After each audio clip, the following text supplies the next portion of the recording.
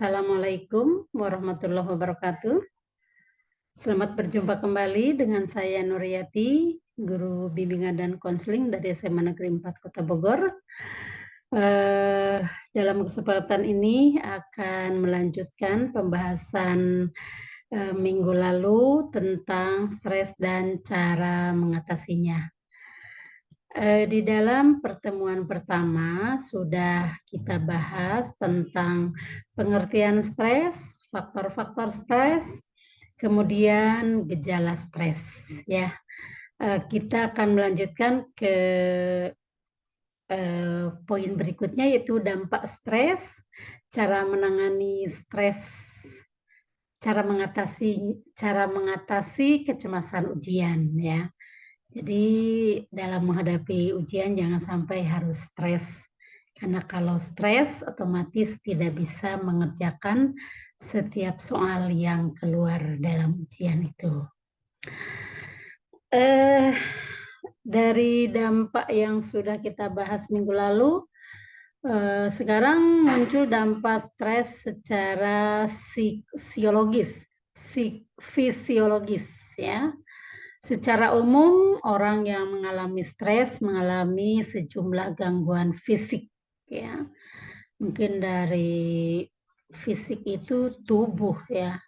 Itu akan bisa tadi karena tiba-tiba nafsu makan berkurang, sehingga badannya mungkin jadi kurus, atau tiba-tiba nafsu makannya tiba-tiba bertambah, sehingga badannya pun bisa berubah fisiknya ya, atau mungkin kurang tidur jadi lemas, atau kebanyakan tidur juga mungkin seperti yang limbung ya, jadi secara fisik juga akan terlihat. Lalu dampak psikologis, terjadinya keletihan emosi, jenuh, terjadi depersonalisasi, pencapaian pribadi yang bersangkutan menurun, sehingga berakibat pula menurunnya rasa kompeten dan rasa sukses. Nah, jadi mungkin boleh dikatakan mundur sebelum maju ya, karena sudah stres duluan. Belum dimulai, sudah ada rasa ketakutan, takut gagal, takut tidak bisa, sehingga kesuksesan sulit untuk dicapai. Kemudian dampak perilaku. Manakala stres terjadi, distres. Manakala stres menjadi distres, prestasi belajar menurun dan sering terjadi tingkah laku yang tidak diterima oleh masyarakat. Itu perilaku ya. Jadi manakala stres menjadi distres, prestasi belajar menurun dan sering terjadi tingkah laku yang tidak diterima oleh masyarakat. Ya, karena mungkin banyak pikiran, keadaan tidak tenang, atau ya yang namanya stres lah seperti itu. Sehingga masyarakat kurang memahaminya ya. Masyarakat yang kurang memahaminya sehingga tidak menerima.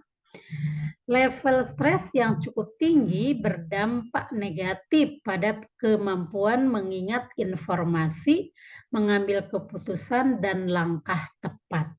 Ya, jadi tidak bisa berpikir secara tepat. Ya, mungkin pendapat kita juga tidak bisa diterima oleh orang lain karena bisa saja pendapatnya tidak sesuai dengan apa yang diharapkan oleh yang diminta. Mahasiswa yang overstressed, stres berat, seringkali banyak membolos atau tidak aktif mengikuti kegiatan pembelajaran ya. Ya, dari rumah berangkat, datang ke sekolah tidak ada, atau datang ke kampus tidak ada. Karena begitu melangkahkan kaki sudah menghadapi mata kuliah ini, kemudian dosennya juga killer ya. Mungkin jadi ya over stresnya, ya over stressin, jadi stres berat gitu. Cara pencegahan stres. Untuk mencegah mengalami stres setidaknya ada 3 lapis. Lapis pertama, primary prevention. dengan cara merubah cara kita melakukan sesuatu. Untuk keperluan ini, kita perlu memiliki skill yang relevan. Misalnya, skill mengatur waktu, skill menyalurkan, skill mendelegasikan, skill mengorganisasikan, menata, dan sebagainya. Ya, ini kemampuan. Tadi juga akan di awal, di pertemuan pertama sudah dijelaskan bahwa stres itu bisa menjadi motivasi untuk hidup kalau kita mampu untuk mengelolanya. Ya, nah ini. Tapi untuk pengelolaannya memerlukan skill. Nah ini skillnya ya. Skill mengatur waktu dengan baik, walaupun pelan-pelan. Skill menyalurkan sedikit demi sedikit apa yang kita punya, ya. Karena saya yakin di dalam setiap diri manusia memiliki kelebihan yang positif yang bisa menunjang, memotivasi kita untuk berkembang lebih bagus lagi. Lapis kedua, secondary prevention. Strateginya kita menyiapkan diri menghadapi stresor dengan cara exercise, diet, rekreasi, istirahat, healing lah, gitu ya contohnya. Itu untuk mengatasi stres tahap kedua gitu ya. Healing sekarang lagi musim healing. Lapis ketiga, tertiary prevention. Strateginya kita dalam menangani dampak stres yang terlanjur ada, kalau diperlukan meminta diberikan suportif atau social network ataupun bantuan profesional. Artinya sudah konsultasi ke ahlinya, ke psikolog ya. Jadi kita harus minta arahan, kemudian minta nasihat kepada ahlinya. Bagaimana kalau menghadapi masalah seperti ini, cara mengatasinya seperti apa.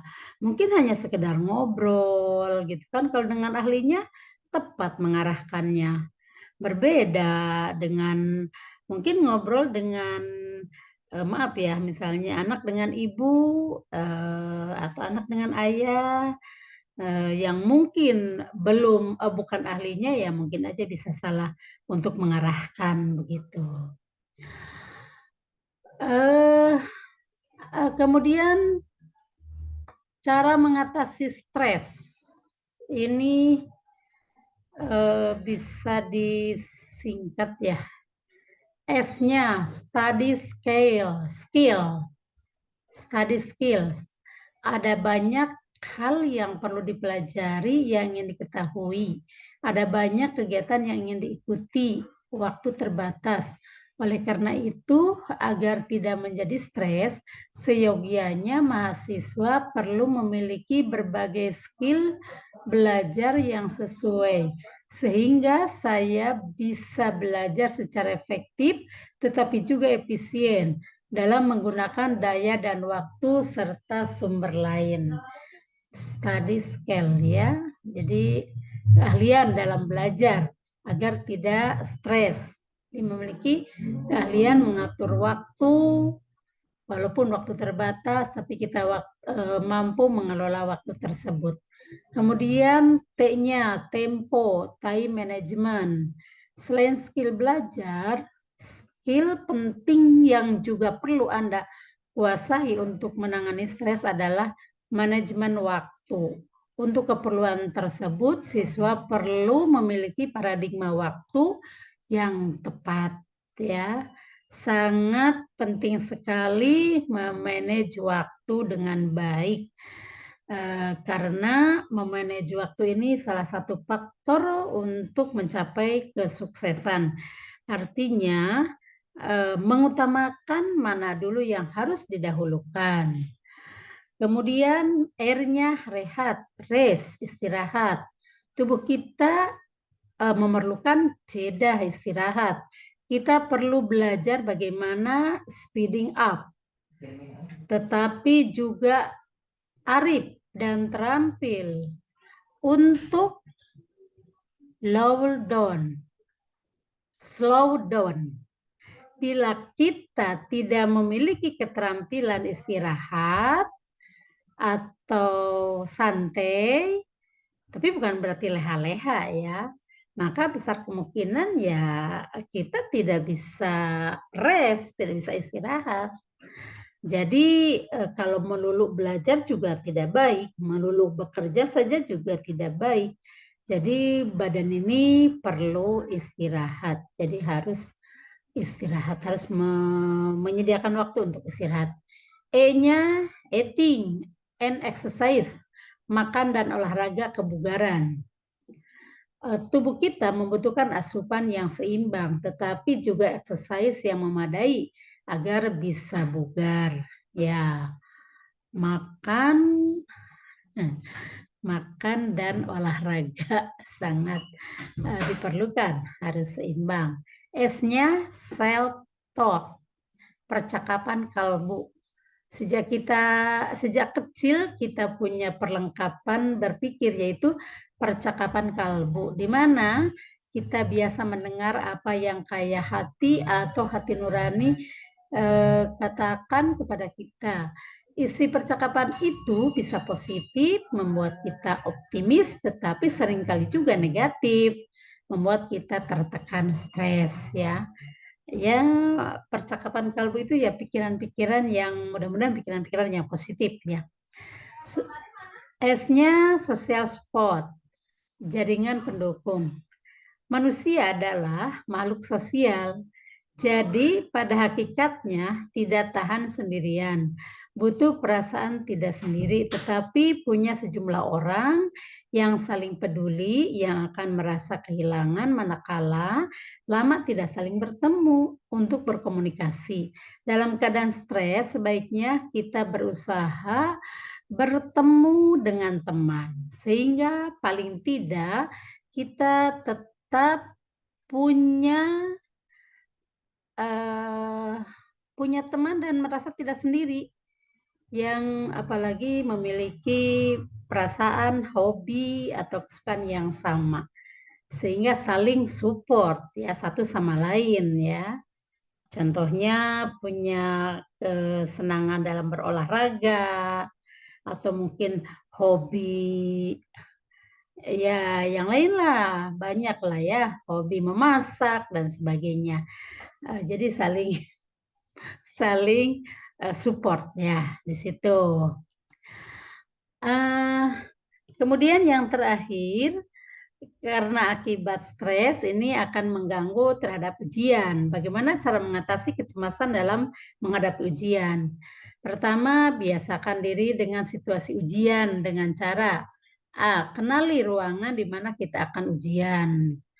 Ya, kemudian belajar memadai dan banyak berlatih sesuai tipe ujian, berlatih berprestasi dalam waktu terbatas. Jadi ruangan jangan dijadikan sebagai suatu tempat yang angker, tapi jadikan tempat yang sangat menyenangkan sehingga kita pada saat masuk merasa senang ya. Kemudian kendalikan emosi, pikiran, dan tindakan. Hindari kecenderungan meragukan diri. Jangan merasa saya tidak bisa. Pokoknya yakinkan bahwa diri kita mampu untuk melaksanakan atau mengerjakan soal-soal yang ada dalam soal ujian. Metode stop pikiran negatif. Ya, pikiran saya mungkin nggak lulus, atau mungkin saya nggak naik tingkat, atau mungkin IP saya kecil. Nah, hilangkan pikiran-pikiran itu. Kemudian mengatur arus berbagai pikiran dan refokus. Ya, kalau kita sedang konsentrasi, terganggu sesaat, mungkin pikiran kita terbawa arus itu, tapi kembali ya, refokus, kembali ke fokus utama bahwa kita sedang ujian. Ramah dan beri diri kita dukungan moral, ramah pada diri kita gitu. Jadi santai, tidak merasa terpaksa untuk melaksanakan ujian itu, bahwa ujian itu memang suatu kebutuhan untuk kita. Berpikirlah realistik, ujian hanya merupakan salah satu cara evaluasi, bukan segala-galanya. Nah, ini betul sekali. bahwa ujian hanya suatu, eee, merupakan salah satu evaluasi aja untuk memang menguji kemampuan kita ya, menguji, belajar kita, sejauh mana keberhasilan belajar kita selama ini. Dan yang terakhir adalah berdamai dengan diri, siap hadapi yang terburuk, tidak lulus ujian bukanlah akhir dari segalanya. Masih ada hari esok untuk tetap maju ya, untuk tetap semangat. Itulah untuk mengatasi kecemasan, dalam ujian. Demikianlah.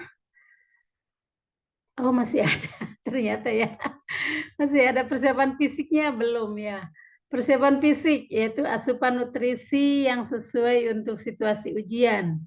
Wow, iya. Asupan nutrisi juga sangat perlu, cukup istirahat atau rileks, sebaiknya tetap lakukan exercise seperlunya. Ya, ini juga sangat perlu banget ya, karena apabila ujian terus dilakukan tapi fisiknya lemas, tentu berpikir juga tidak bisa efektif. Pelajari skill relaksasi yang amat menolong, segera seperti tarik napas dalam-dalam secara teratur, progressive relaxation yaitu terapi relaksasi dengan gerakan mengencangkan dan melemaskan otot, bermeditasi, berdoa, dan upaya spiritual lainnya. Nah, itu diantaranya cara mengatasi kecemasan ujian. Jadi ada 4 langkah. Mudah-mudahan anak-anakku sekalian yang bisa mendengarkan materi ini ada manfaatnya ya. Terima kasih atas perhatiannya. Sekian, wassalamualaikum warahmatullahi wabarakatuh.